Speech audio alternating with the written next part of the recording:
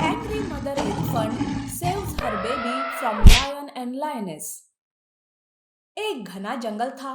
जंगल का राजा शेर और शेरनी बहुत ही निर्दयी थे। दोनों जानवरों पर बड़ी ही बेरहमी से पेश आते थे। सारे जानवर उनसे बहुत डरते थे। एक दिन शेर और शेरनी जंगल में घूमते घूमते तालाब के पास आते हैं। तालाब के पास पहले से ही कुछ जानवर पानी पी रहे थे। जब इन जानवरों ने देखा कि शेर और शेरनी तालाब के पास पानी पीने आ रहे हैं, तो वो वहां से भागने लगते हैं। अरे बाप रे! शेर और शेरनी, भागो भागो! कहीं उन्हें गुस्सा आ गया तो बहुत बड़ी मुसीबत हो जाएगी। यूं वो वहां से भाग जाते हैं। ये देख शेर और शेरनी हंसने लगते हैं। ये देखो कैसे भाग रहे हैं ये सब। सच में हमसे बड़ा ताकतवर इस पूरे जंगल में और कोई नहीं है। उसी जंगल में एक हथनी अपने बच्चे बंटी के साथ रहती थी। बंटी बहुत ही नटखट और होशियार बच्चा था।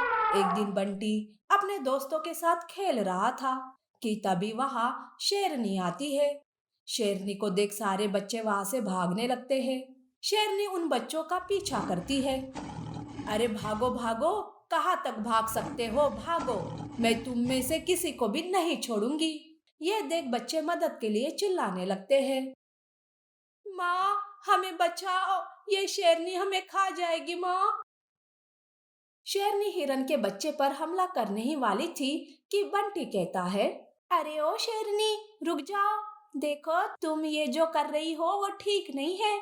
मेरे दोस्त को छोड़ दो। अरे ओ पिल्ले, मैं तेरे दोस्त को क्या, तुझे भी नहीं छोड़ूंगी। वैसे मैं इस जंगल में जिसे चाहो जब चाहो तब शिकार कर सकती हूँ।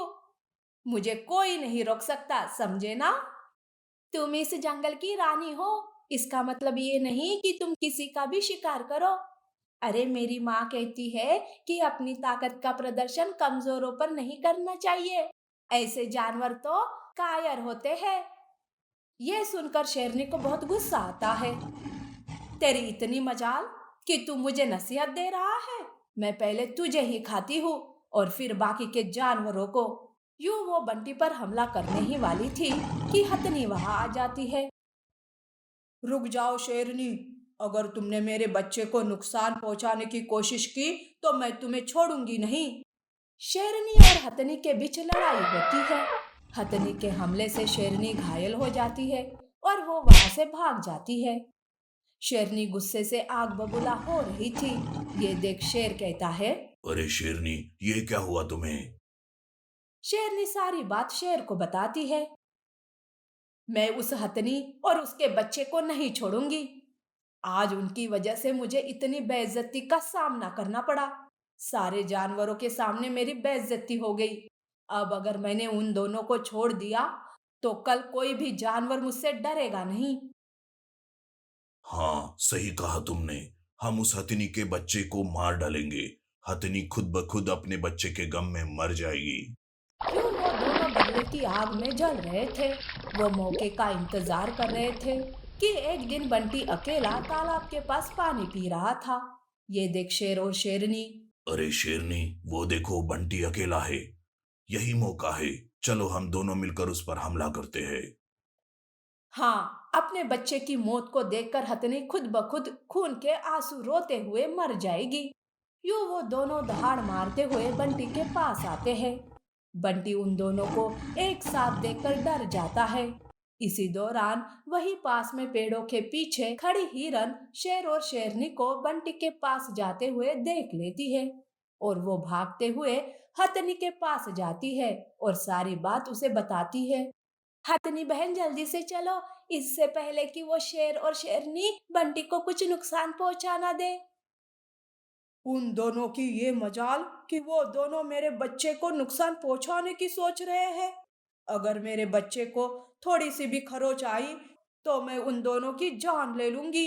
ये कहकर हथनी भागी भागी तालाब के पास जाने लगती है। इधर शेर बंटी से कहता है। क्यों बच्चों, हमें देखकर तुम्हारे पसीने छूटने लगे? अरे तुमने और तुम्हारी माँ ने शेरनी की कितनी बेइज्जती की। अब हम तुम्हारा शिकार करेंगे। जिसे देख तुम्हारी माँ सदमे से पागल हो जाएगी और खुद ब खुद मर जाएगी। शेर बंटी पर हमला करता है। बंटी घायल होकर नीचे गिर जाता है। माँ! ये देख शेरनी हंसने लगती है।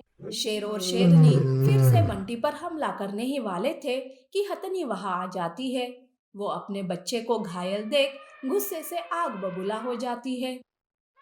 अरे ओ शेर और शेरनी, तुम लोगों ने मेरे बच्चे को घायल करके अच्छा नहीं किया। तुम लोगों ने खुद अपनी मौत को पुकारा है।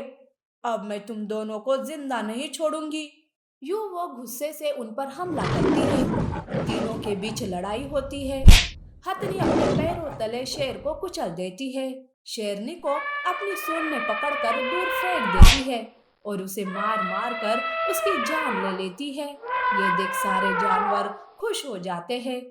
भालू वेद बंटी के जख्मों पर जड़ी बूटी लगाता है।